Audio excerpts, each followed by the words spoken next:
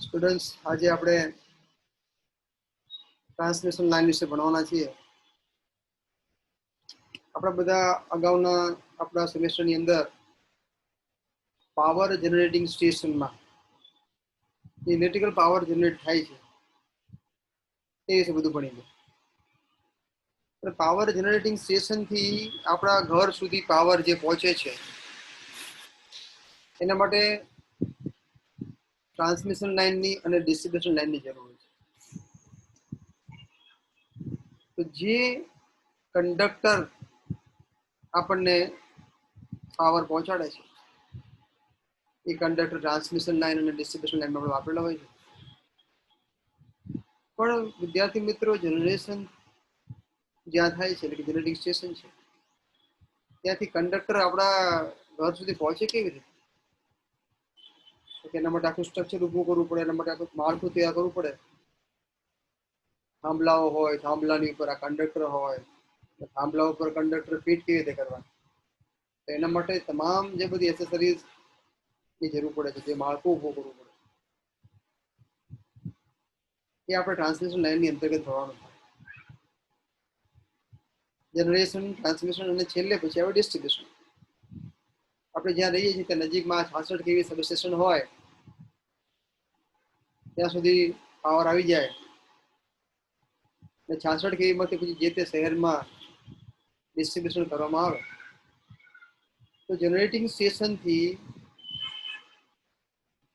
66 kV substation સુધીનું જે વચ્ચેનો આખો વિસ્તાર છે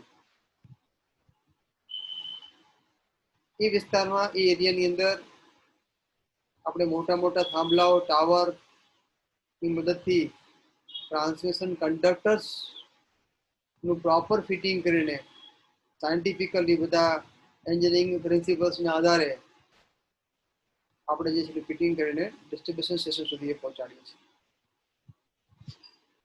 તો આ જે ટ્રાન્સમિશન લાઇન છે એ બહુ જ મોટો, એટલે કે બહુ જ ડેપ્થમાં, બહુ બ્રોડ સેન્સમાં આપણે ભણવો પડે એવો સબ્જેક્ટ છે.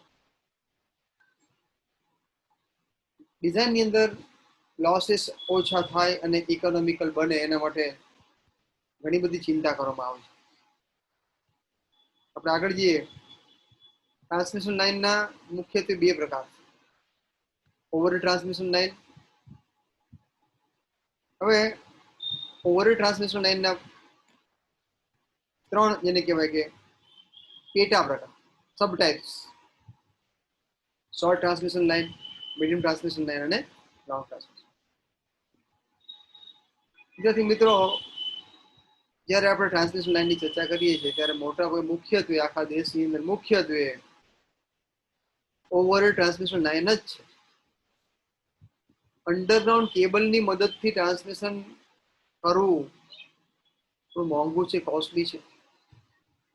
એટલે અંડરગ્રાઉન્ડ કેબલની મદદથી નહિવત પાવરનું ટ્રાન્સમિશન આપણે કરીએ છીએ. પછી વાત આવે કે ઓવરહેડ ટ્રાન્સમિશન લાઇનમાં આપણે કંડક્ટર્સ કયા કયા વાપરીએ છીએ. તો અહીંયા આપણે ટૂંકમાં એની સમરી બનાવીને તમને મેં શેર કરી છે. વધુ વિગતે આપણા ચેપ્ટરની અંદર કંડક્ટર્સનો જ્યારે પાર્ટ આવશે, જ્યારે વિભાગ આવશે, સેક્શન આવશે, ત્યારે આપણે એની ડિટેલમાં ચર્ચા કરશું. ACSR, ACER, hard drawn copper, steel copper વગેરે વગેરે, AAC, all aluminium, phosphor bronze, galvanise steel વગેરે વગેરે.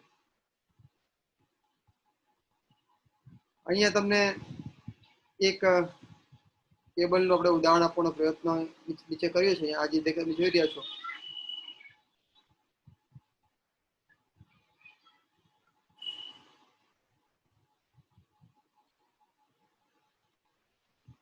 આપણો આ કંડક્ટર છે, ACSR કંડક્ટર, કેબલની પણ કંડક્ટર, ઓવરહેડ ટ્રાન્સમિશન લાઇન માટે વાપરતો આપણે કંડક્ટર છે. એમાં સેન્ટર મોસ્ટ વચ્ચે જે છે એ સ્ટીલનો વાયર છે. ફરતા આ બધા જે છે એ એલ્યુમિનિયમના વાયર. અહીંયા પણ તમે જોઈ રહ્યા છો, આ જે છે આ સ્ટીલ છે, આ ફરતા જે છે આ બધા એલ્યુમિનિયમ છે. તો આ ACSR કંડક્ટર કે જે આપણે ઓવરહેડ લાઇનમાં આપણે વાપરીએ છીએ, એને આપણે આજે એક મેં ફિગર મેં તમને સમજાવી. ઓવરહેડ ટ્રાન્સમિશન લાઈન આપણે જે વાત કરીએ છીએ, તો આપણે જે પોલ છે, જે ટાવર છે, ઓવરહેડ ટ્રાન્સમિશન લાઈનમાં છે ને, એના કેવી રેટિંગના આધારે તમે લાઈન સપોર્ટ જે વાપરો છો એમાં ટાવર આવશે કે પોલ આવશે એનો નિર્ણય લેવામાં આવે છે.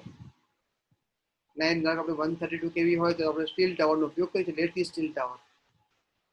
તો એ ટાવર ઉપર આપણે આ કંડક્ટરની ફિટિંગ કેવી રીતે કરીએ? કારણ કે કંડક્ટરમાંથી કરંટ પાસ થાય અને ટાવર પોતે જે છે એ સ્ટીલનો બનેલો હોય, તો એ સ્ટીલના સ્ટ્રક્ચર સાથે કંડક્ટરને આપણે ફિટ કેવી રીતે કરવું? કારણ કે કંડક્ટરને કરંટ પાસ થાય અને જે પોલ સાથે તમે ફિટિંગ કરવામાં ધ્યાન ન રાખો તો કરંટ ક્યાં આવી જાય? કંડક્ટરમાંથી પોલમાં આવી જાય. એટલે કે ટ્રાન્સમિશન સમયે ધ્યાન રાખવું પડે કે કંડક્ટરમાંથી પાવર પોલમાં આવવો જોઈએ નહીં. અને એના માટે આપણા પોલ અથવા જે ટાવર છે એની સાથે નટબોલ્ટથી ટાઈટ ફિટિંગ વડે ઇન્સ્યુલેટર્સ લટકાવવામાં આવે. અને એ ઇન્સ્યુલેટરના એન્ડ ઉપર એટલે કે છેડા ઉપર આપણા આ કંડક્ટર્સ ફિટ કરેલા હોય. અલગ અલગ મટીરિયલના ઇન્સ્યુલેટર્સ બને છે, વધુ વિગતે પછી ચર્ચા કરશું. તો આપણે સમરી અહીંયા ખાલી જોઈ રહ્યા છીએ. પોર્સલેન ઇન્સ્યુલેટર એટલે કે પોર્સલેનના બનેલા હોઈ શકે છે, જે સિરામિક મટીરિયલ એક પ્રકારનું સિરામિક છે. એનો ફાયદો એવો છે કે એમાં ક્રેક ઓછી હોય છે, હોલ પણ એમાં ઓછા જોવા મળે છે. એ મટીરિયલ એવું છે કે એમાં ક્રેક અને હોલ જોવા મળતા. બીજું કે એની ડાઇલેક્ટ્રિક સ્ટ્રેન્થ બહુ સારી છે, એટલે કે ઇન્સ્યુલેશન રેઝિસ્ટન્સ બહુ સારો છે. મિત્રો, ઇન્સ્યુલેટરનું મુખ્ય કાર્ય છે કે એની અંદરથી કરંટ પાસ ન થવો જોઈએ. ઇટ મીન્સ એનો ઇન્સ્યુલેશન રેઝિસ્ટન્સ બહુ જ સારો હોવો જોઈએ. એની જે મેઇન પ્રોપર્ટી છે, મેઇન ગુણધર્મ છે પોર્સલેનનો, it has very high insulation resistance. અને આથી પોર્સલેનનો ઉપયોગ આપણે ઇન્સ્યુલેટર તરીકે કરીએ છીએ. બીજું એક મટીરિયલ છે glass, cheaper than porcelain. Porcelain કરતા સસ્તું છે, but it is less stronger than the porcelain. પરંતુ એની કોમ્પ્રેસિવ સ્ટ્રેન્થ જે છે એ પોર્સલેન કરતા વધારે. ગ્લાસ ભલે પોર્સલેન કરતા મજબૂત ઓછું છે, પણ કોમ્પ્રેસિવ સ્ટ્રેન્થ એની વધુ સારી છે. ઓકે. પછી બીજો એક મટીરિયલ છે સિન્થેટિક રેઝિન. એના માટે પણ એનું વજન ઓછું છે, સસ્તું છે અને ટેન્સાઇલ સ્ટ્રેન્થ એની બહુ સારી છે. ઓવરહેડ ટ્રાન્સમિશન લાઇનના ફાયદાઓની ચર્ચા કરીએ તો અંડરગ્રાઉન્ડ કેબલની મદદથી જો ટ્રાન્સમિશન કરીએ એની સરખામણીમાં ઓવરહેડ ટ્રાન્સમિશન લાઇન સસ્તું છે, મેન્ટેનન્સ માટે પણ ઇઝી છે, કારણ કે ફોલ્ટ ઇઝીલી આઈડેન્ટિફાય થાય. બરોબર છે. અને એની ટ્રાન્સમિશન કેપેસિટી બહુ હાઈ છે, એટલે કે હાઈ વોલ્ટેજ તમે ટ્રાન્સમિટ કરી શકો છો. અત્યારે આપણા દેશની અંદર 765 કેવીની ઓવરહેડ ટ્રાન્સમિશન લાઇન પણ અવેલેબલ છે. અને ગુડ કુલિંગ કન્ડિશન્સ, કારણ કે વેધરમાં હવા જે છે ઠંડી થાય એટલે કંડક્ટરનું ટેમ્પરેચર પણ ઘટે છે. એના ગેરફાયદાઓ જોઈ લઈએ મિત્રો. ઓવરહેડ ટ્રાન્સમિશનના ગેરફાયદાઓ: દેખાવમાં સારું નથી. Difficult to be erected in the area where network is complex and concentrate. ખાસ કરીને જ્યાં કાદવ કીચડ વાળી જમીન છે એવા વિસ્તારમાંથી હવે આપણને થાય આપણે એ કાદવ કીચડ વાળી જમીન આપણે અવોઈડ કરશું, પણ કાયમ શક્ય નથી બનતું. તમે જનરલી ઓવરહેડ ટ્રાન્સમિશન લાઈનનું આપણે ફિક્સિંગ ક્યાં કરીએ? રોડના સમાંતર, રોડની પેરેલલમાં, રોડની બંને બાજુ હોય તો એક બાજુ હોય. હવે જ્યાં નદી નાળા જે છે એ નદી નીકળતી હોય, રોડ એની પરથી પાસ થતો હોય. હવે આપણે જે નદી પૂરી થાય એટલે શરૂઆતના થોડો ભાગ સુધી તમે જુઓ કે બહુ કાદવ કીચડ વાળી જમીન હોય. ઘણી વાર તો ઘણો લાંબો એ એરિયા એવો હોય. એવા કેસમાં ફિટ કરવું બહુ અઘરું છે. Not various have to be erected in densely populated area of the city. ઘણી વાર સિટીમાંથી ટ્રાન્સમિશન લાઈન પાસ કરવી પડે. એવા સમયે બહુ તકલીફ થાય. ઘણા બધા સેફ્ટીના નોર્મ્સ હોય છે એના. ઓવરહેડ ટ્રાન્સમિશન લાઈન હાઈ વોલ્ટેજની હોય ને કંડક્ટર ઉપરથી હેઠો પડે તો એક્સિડન્ટ થવાની શક્યતા તો છે જ. નીચે જે છે માણસો રહેતા હોય તો એમના જે કે જાનમાલને નુકસાન થઈ શકે છે. ફિટિંગ કરવું પણ બહુ અઘરું છે, મેન્ટેનન્સ પણ બહુ અઘરું છે. affected by environmental conditions such as temperature, wind, rain, etc. પ્રતિકૂળ આબોહવા હોય, ઠંડી જેને કહેવાય, ચોમાસું, ગરમી, એમાં એને અસર થાય જ છે, વાવાઝોડાથી અસર થાય છે. અંડરગ્રાઉન્ડની કેબલ, જ્યારે અંડરગ્રાઉન્ડ કેબલની વાત કરીએ તો અંડરગ્રાઉન્ડ કેબલ ના અલગ અલગ લેયર હોય છે. વધુ ડિટેલમાં આપણે અગાઉ ભણી ગયા છે, અહીંયા એની ચર્ચા નહીં કરી. અંડરગ્રાઉન્ડ કેબલની મદદથી પણ પાવર ટ્રાન્સમિશન થઈ શકે છે. ખાસ કરીને જ્યાં ડેન્સલી પોપ્યુલેટેડ એરિયા હોય, સિટી એરિયા, ત્યાં અંડરગ્રાઉન્ડ કેબલ પ્રિફર કરવામાં આવે છે. પરંતુ મિત્રો, એ કોસ્ટલી છે અને એનું મેન્ટેનન્સ બહુ જ અઘરું છે, કારણ કે ફોલ્ટ આઈડેન્ટિફિકેશન પણ ડિફિકલ્ટ છે. બીજી વાત, જે મુખ્ય તફાવત છે એની ચર્ચા કરીએ. અંડરગ્રાઉન્ડ કેબલમાં આપણે જે કેબલની વાત કરી છે, કેબલમાં કેવું હોય કે ઇન્સ્યુલેટર હોય, કંડક્ટરની ઉપર ઇન્સ્યુલેટર હોય. હવે ઇન્સ્યુલેટર જે છે એ એની જે ડિઝાઇન છે, એની કેપેસિટી, એનું મટીરિયલ, એ બધું એના કેવી રેટિંગ ઉપર ડિપેન્ડ કરે. જેમ તમારા કેવી રેટિંગ વધતા જાય, એટલે કે તમારા ટ્રાન્સમિશન લાઈનના કેવી રેટિંગ જેમ વધે, એમ ઇન્સ્યુલેશન તમારે વધુ પાવરફુલ બનાવવું પડે, એટલે તમારે મોંઘું પણ પડે. ઓવરઓલ ટ્રાન્સમિશન લાઈનમાં શું ફાયદો હતો? ઇન્સ્યુલેટર પર વાપરા જ નથી. આપણો કંડક્ટર બેર કંડક્ટર છે, નેકેડ કંડક્ટર, એની ઉપર આપણે કોઈ પણ પ્રકારનું ઇન્સ્યુલેશન મટીરિયલ વાપરેલું નથી, એટલે એ ખર્ચો બચી ગયો છે આપણો. અંડરગ્રાઉન્ડ કેબલમાં ફાયદો એ થાય કે કેબલ નાખવાનો જ ખર્ચો છે, પછી એના પોલ સપોર્ટ્સ, બીજું બધું જે એસોસિએટ મટીરિયલ છે એ ત્યાં નથી આવતું પાછું. દરેક સિસ્ટમના ફાયદા કેટલા. હવે અંડરગ્રાઉન્ડ કેબલનું આપણે હાઇલાઇટ જોઈ લઈએ. આપણે એમાં એનું જે ખાસ કરીને બંધારણ છે એ કઈ ટાઈપનું છે, તો મેઇન તો મુખ્ય તો કંડક્ટર હોય જ તે. તમે કંડક્ટર જોઈ રહ્યા છો, centre most R Y B phase, 3 ફેઝના 3 કંડક્ટર એ તમને જોવા મળી રહ્યા છે, 1 2 3. એની પર સીધ, બેડિંગ, આર્મરિંગ, સબિંગ. આપણે આ બધા જ લેયર વિશે ચર્ચા, એનું ફંક્શન અગાઉ ભણી ગયા છે, તે બહુ ટાઈમ તમારો આપણે શેર નહીં કરું. આર્મરિંગ આપણને બધાને ખબર છે કે આ મિકેનિકલ સ્ટ્રેન્થ પૂરી પાડે છે. તો આ રીતે આ છે. તો મિત્રો, આપણે આ રીતે આજે ટ્રાન્સમિશન લાઈન માટે આપણે બે મુખ્યત્વે સિસ્ટમ વાપરી છે, ઓવરહેડ ટ્રાન્સમિશન અથવા અંડરગ્રાઉન્ડ કેબલ. પરંતુ મુખ્યત્વે મેં તમને જેમ વાત કરી એમ આપણે મુખ્યત્વે ઓવરહેડ ટ્રાન્સમિશનમાં જ આપણે કામ કરતા હોઈએ છીએ. પછી આપણે અંડરગ્રાઉન્ડ કેબલ વિશે ખાલી આપણે એનું ક્લાસિફિકેશન થોડું જોઈ લઈએ.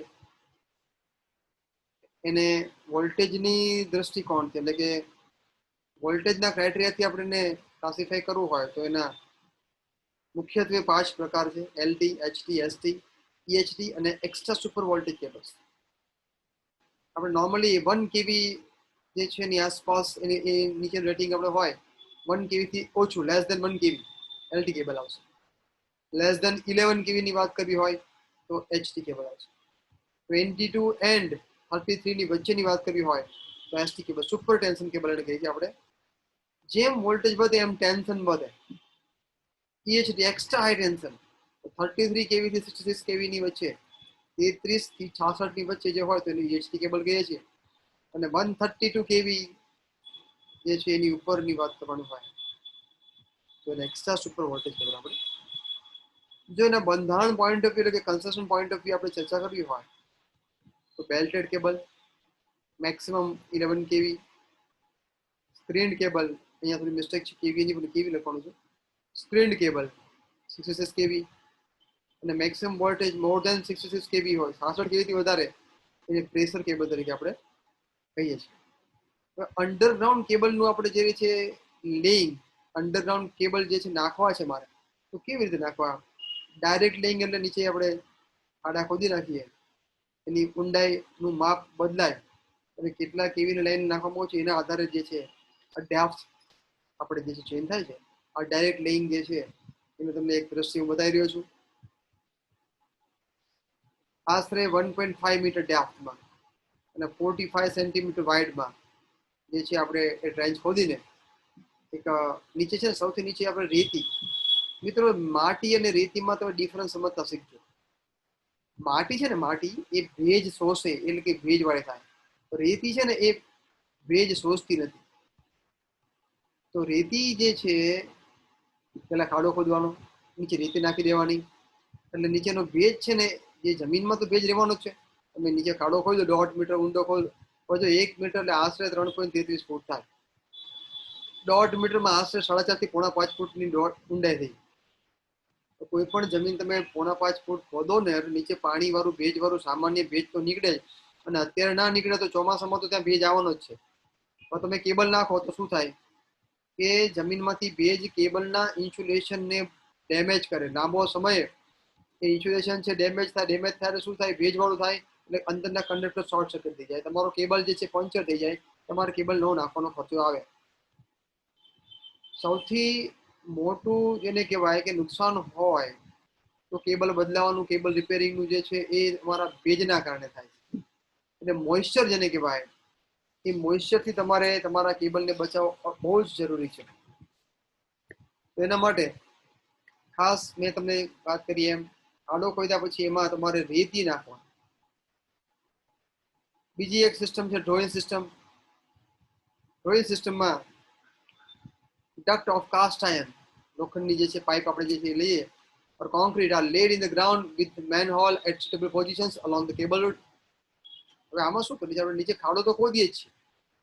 પહેલી મેથડમાં શું કર્યું, ખાડો ખોદ્યો પણ ડાયરેક્ટ સીધો કેબલ નાખી દીધું.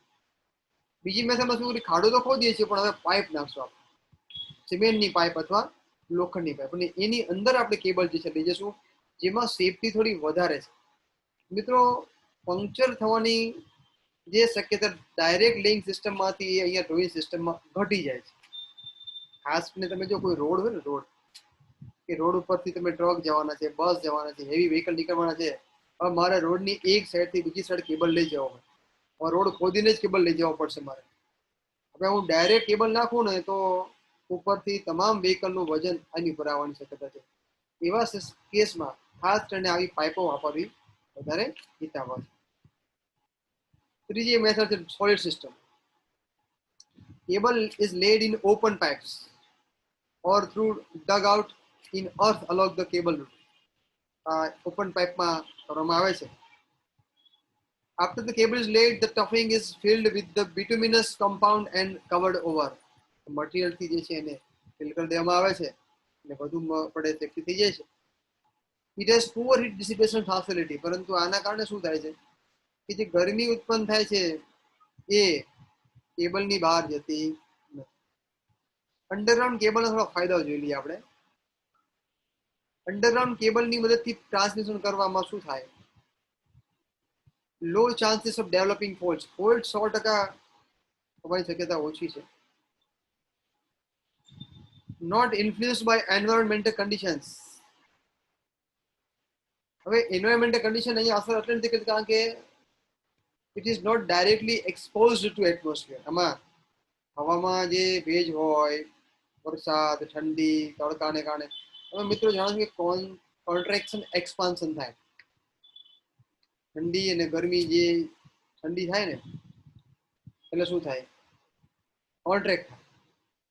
ગરમી આવે એટલે ઉનાળો આવે એટલે એક્સપાન્ડ થાય. તો વાતાવરણમાં જે ખુલ્લા રાખીએ ને કેબલ તો એમાં આવે તકલીફ થાય, પણ આ તો આપણે અંડરગ્રાઉન્ડ કેબલ નાખીએ છીએ એમાં પ્રશ્ન ઘટી જાય. અહીંયા આપણે એક વાત લખી છે લો મેન્ટેનન્સ કોસ્ટ, પણ એ કયા એ છે ને, એ લો મેન્ટેનન્સ કોસ્ટ તમારે સર્ટેન રેફરન્સમાં જ સમજવાનું. જો તમે મેન્ટેનન્સ એટલે કે જો ફોલ્ટ ઇઝીલી આઈડેન્ટિફાઈ કરી શકો તો લો મેન્ટેનન્સ કોસ્ટ. બીજું કઈ દ્રષ્ટિકોણથી કે છે કે અહીંયા તમારી પાસે આમાં કોઈ બીજી એસેસરી છે જ નહીં કેબલ સિવાય. તમે ઓવરહેડ ટ્રાન્સમિશન નાખો એટલે શું થાય, ઓવરહેડ ટ્રાન્સમિશન લાઈનમાં તમારા સપોર્ટ્સ આવે, ક્રોસ આર્મ્સ આવે, ઇન્સ્યુલેટર્સ આવે, જમ્પર્સ આવે, ડેમ્પર્સ આવે, અર્થ વાયર ઉપર આવે, બહુ જ અલગ અલગ એસેસરીઝ આવે. એમાં તમારે રૂટીન મેન્ટેનન્સ પણ કરવું પડે અને ફોલ્ટ આવે એટલે બ્રેકડાઉન મેન્ટેનન્સ પણ કરવું પડે. એ દ્રષ્ટિકોણથી વાત કરીએ તો અંડરગ્રાઉન્ડ કેબલમાં શું થાય, ફક્ત કેબલ સિવાય બીજું કોઈ મટીરિયલ છે જ નહીં, એટલે એમાં બીજી કોઈ મટીરિયલનું તમારે મેન્ટેનન્સ આવવાનું નથી. ફક્ત જે કંઈ ફોલ્ટ આવે તો કેબલમાં થાય. એટલે કમ્પેરેટિવલી આપણે ચર્ચા કરીએ તો ફોલ્ટ આવવાની શક્યતા પણ ઓછી છે, અને આવે ત્યારે ફક્ત કેબલમાં જ આવે એટલે એ દ્રષ્ટિકોણથી મેન્ટેનન્સ કોસ્ટ તમારું ઘટી જાય છે. સેફ વધારે છે, more durable in comparison to over transmission line. Durable છે એટલે વધારે મજબૂત પણ છે. અને સેફર કેમ છે તો હમણાં ચર્ચા કરી ગયા, એમ સિટીમાંથી પાસ થાય લાઈન કે સિટીની બહાર રોડ ઉપર તમે લઈ ગયા ઓવરહેડ, તો ઓવરહેડ ટ્રાન્સમિશન લાઈન જે છે ને એમાં કંડક્ટર પડવાની શક્યતા છે ઉપરથી હેઠળ. ઘણી બધી વાર આવા કેસ બનેલા, ઘણી બધી વાર તમે લોકો પેપરમાં વાંચ્યું હશે, ટીવીમાં સમાચાર જોયા હશે. આખી આખી લાઈન પડે, કારણ કે વિન્ડ જે હોય, વિન્ડ કેપેસિટી, વાવાઝોડું આવે, આખી લાઈન હેઠી પડે, સેફટી ઘટી જાય. ઘણી વાર લાઈન એમને એમ રહેતું ઉપરથી કંડક્ટર હેઠો પડે, નીચેથી ગાય જતી હોય, માણસો જતા હોય, બસ જતી હોય, બહુ ડેન્જર થઈ જાય. બરોબર છે. તો આ બધા એના થોડા ફાયદા છે. આપણે ગેરફાયદાની ચર્ચા કરીએ.